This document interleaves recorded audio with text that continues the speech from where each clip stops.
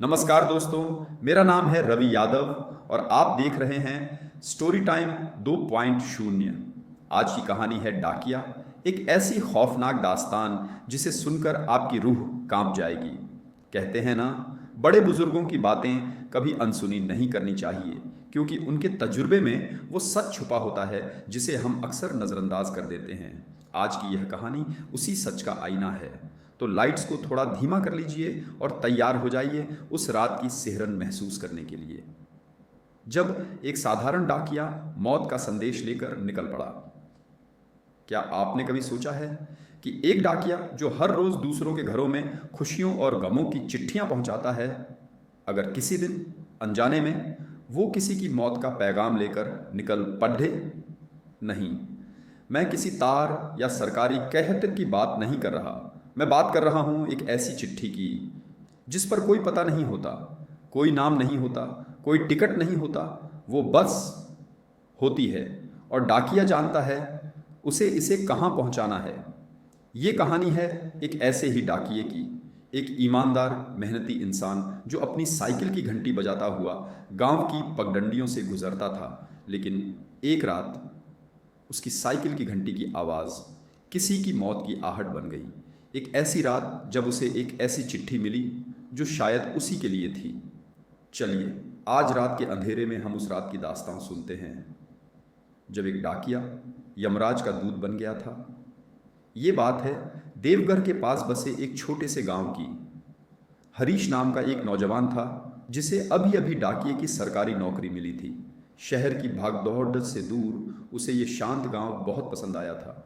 लोग भले थे, हवा साफ थी और उसका काम भी सीधा साधा था। सुबह डाकघर से चिट्ठियां लेना, अपनी पुरानी लेकिन मजबूत एटलस साइकिल पर रखना और गांव-गांव जाकर बांट देना। शुरू के कुछ महीने बड़े आराम से बीते।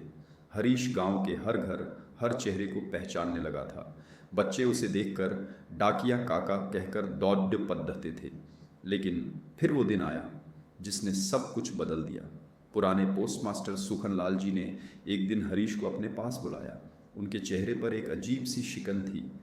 हरीश बेटा, उन्होंने धीरे से कहा, कल से तुम्हें अंधेरी वादी का रूट भी देखना पड़ेगा। वहाँ का डाकिया लंबी छुट्टी पर गया है। हरीश ने नाम सुनकर हैरानी से पूछा, अंधेरी वादी, ये कहाँ है चाचा जी? सुखन लाल ने एक गहरी सांस ली। देवघर से 10 किलोमीटर आगे जंगल के उस पार एक छोटा सा पुरवा है। ज़्यादा घर नहीं है, बस 15-20 ही होंगे। लेकिन यहाँ रुकें, वहाँ जाते समय एक बात का ध्यान रखना। क्या चाचा जी? सूरज ढलने से पहले हर हाल में वहाँ से लौट आना। अंधेरी वादी की रातें ठीक नहीं होती। सुखन लाल की आवाज़ में एक अनकही चेतावनी थी। हरीश थोड़ा मुस्कुराया। उसे लगा बूढ़े लोग अक्सर ऐसी बातें करते हैं। उसने हाँ में सिर हिलाया और अगले दिन की तैयारी में लग गया। अगली सुबह हरीश अपनी साइकिल पर चिट्ठियों का थैला लादे अंधेरी वादी के लिए निकल पड़ा।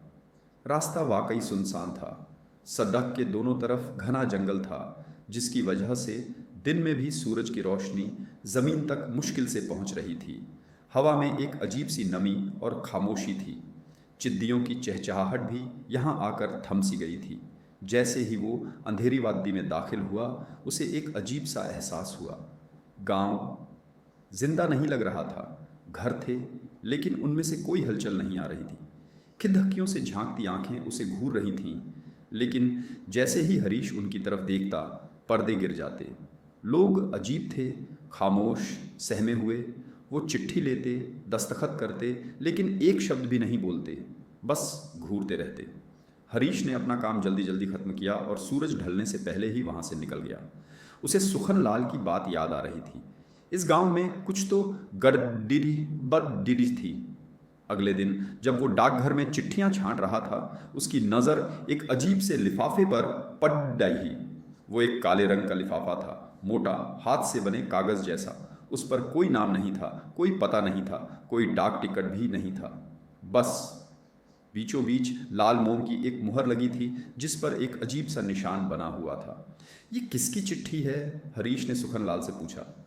सुखन लाल ने जैसे ही उस लिफाफे को देखा, उनके चेहरे का रंग उड़ गया। उनके हाथ कांपने लगे।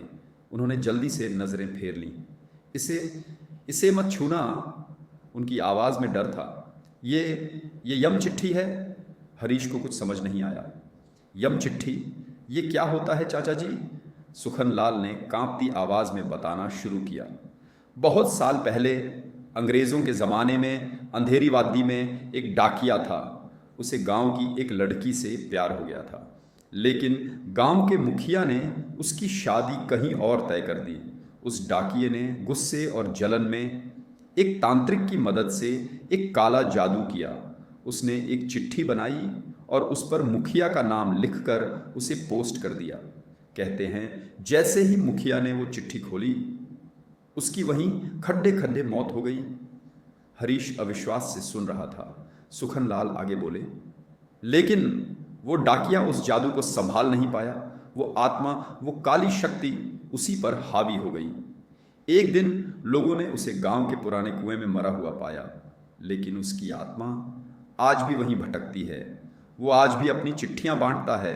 हर कुछ महीनों में डाकघर में ये काली चिट्ठी अपने आप आ जाती है। ये मौत का पैगाम है। इस पर कोई पता नहीं होता, क्योंकि ये चिट्ठी खुद जानती है कि उसे कहाँ जाना है।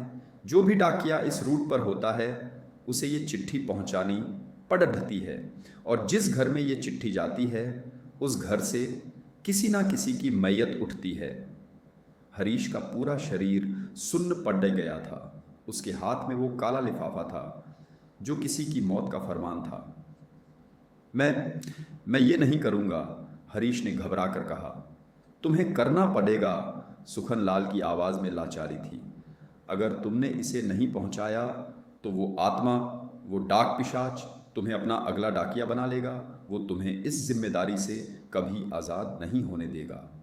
हरीश के पास कोई रास्ता नहीं था। कांपते हाथों से उसने वो चिट्ठी अपने थैले में रखी और अंधेरी वादी की ओर चल दिया। आज जंगल उसे और भी ज़्यादा घना और डरावना लग रहा था। हवा में सरसराहट नहीं, फुसफुसाहट थी। ऐसा लग रहा था जैसे पेड़ उससे कह रहे हों, वापस चले जाओ।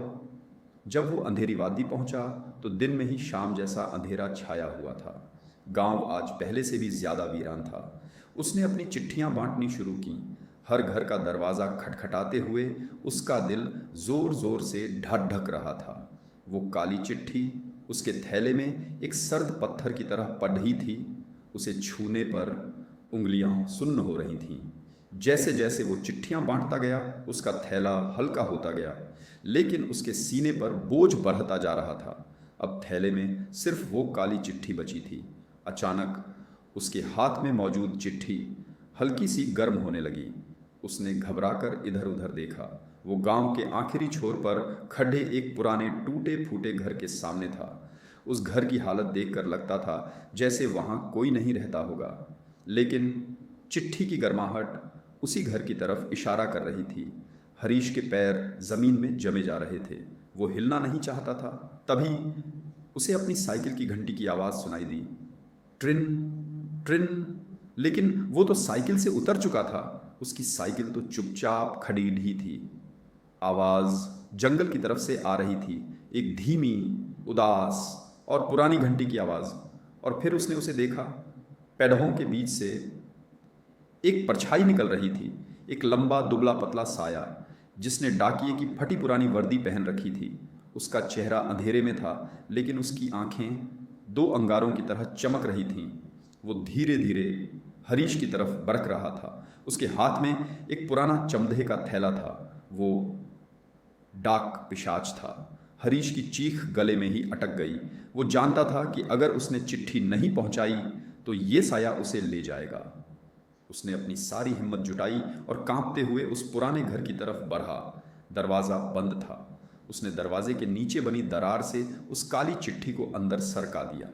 जैसे ही चिट्ठी अंदर गई, घर के अंदर से एक औरत की दर्दनाक चीख सुनाई दी, एक ऐसी चीख जिसने आसमान को भी कंपा दिया हो।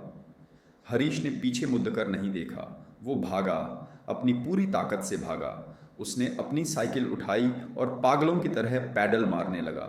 पीछे से उसे साइकिल की घंटी की वही धीमी आवाज़ और एक सर्द हंसी सुनाई दे रही थी। वो उस रात जैसे तैसे अपने क्वार्टर तक पहुंचा। पूरी रात उसे नींद नहीं आई। वो चीख, वो हंसी उसके कानों में गूंज रही थी। अगले दिन पूरे देवघर में खबर फैल गई कि अंधेरी वादी में रहने वाली बूढ़ी शांति काकी रात को सोते सोते ही चल बसी। लोगों ने कहा दिल का दौरा पड्डा होगा, लेकिन हरीश जानता था उनकी मौत कैसे हुई थी। उसने फैसला कर लिया, वो अब ये नौकरी नहीं करेगा, वो इस गांव को छोड़ कर चला जाएगा।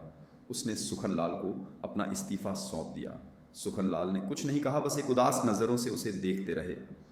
अपना सामान बांधकर हरीश रात की बस का इंतज़ार करने के लिए बस स्टॉप पर बैठा था। उसे लग रहा था कि अब सब कुछ पीछे छूट गया है। तभी उसे ठंड का एक तेज़ झोंका महसूस हुआ। उसने नज़र उठाकर सामने देखा। बस स्टॉप की बेंच पर उसके बगल में एक काले रंग का लिफाफा रखा हुआ था। वही लिफाफा, वही लाल मोम की मुहर। हरीश का खून जम गया। वो वहाँ कैसे आया? उसने घबराकर लिफाफा उठाया और उसे पलट दिया। इस बार लिफाफे पर कुछ लिखा था। काले कोयले से टेढ़े मेढ़े अक्षरों में एक नाम लिखा था, हरीश। उसके पैरों के नीचे से ज़मीन खिसक गई। ये चिट्ठी उसके लिए थी। उसे सुखनलाल के शब्द याद आए, अगर तुमने इसे नहीं पहुंचाया तो वो आत्मा तुम्हें अपना अगला डाकिया बना लेगी। उसे समझ आ गया, उस पिशाच को एक नया डाकिया मिल गया था। उस रात देवघर से जाने वाली आखिरी बस खाली चली गई। हरीश उसमें नहीं था। आज भी अगर आप कभी देवघर के पास से गुजरें और रात के अंधेरे में आपको किसी पुरानी साइकिल की घंटी की आवाज़ सुनाई दे, ट्रिन ट्रिन, तो रुकिएगा मत और पीछे मुड़ कर तो बिल्कुल मत देखिएगा, क्योंकि हो सकता है वो हरीश हो अपनी ड्यूटी पर, और हो सकता है उसके थैले में अगली चिट्ठी आपके नाम की हो। तो दोस्तों, कैसी लगी आपको यह डरावनी कहानी डाकिया? उम्मीद है कि आपको यह कहानी पसंद आई होगी। अगर आपको यह कहानी अच्छी लगी हो तो प्लीज़ चैनल को सब्सक्राइब ज़रूर करें, क्योंकि हम ऐसे ही और भी खौफनाक किस्से आपके लिए लेकर आते रहेंगे। लेकिन दुख की बात यह है कि हमारे सब्सक्राइबर अब बढ़ नहीं रहे हैं। तो मेरी आप सभी से रिक्वेस्ट है, अगर आप यह वीडियो देख रहे हैं, चाहे आधी देखी हो या पूरी, तो एक लाइक और सब्सक्राइब ज़रूर करें। आपका छोटा सा सपोर्ट हमें और बेहतरीन डरावनी कहानियाँ लाने का हौसला देता है। फिर मिलेंगे अगली डरावनी कहानी में। तब तक सुरक्षित रहें और याद रखिए, रात के सन्नाटे में अगर आपको साइकिल की घंटी सुनाई दे, पीछे मुड़कर मत देखिएगा।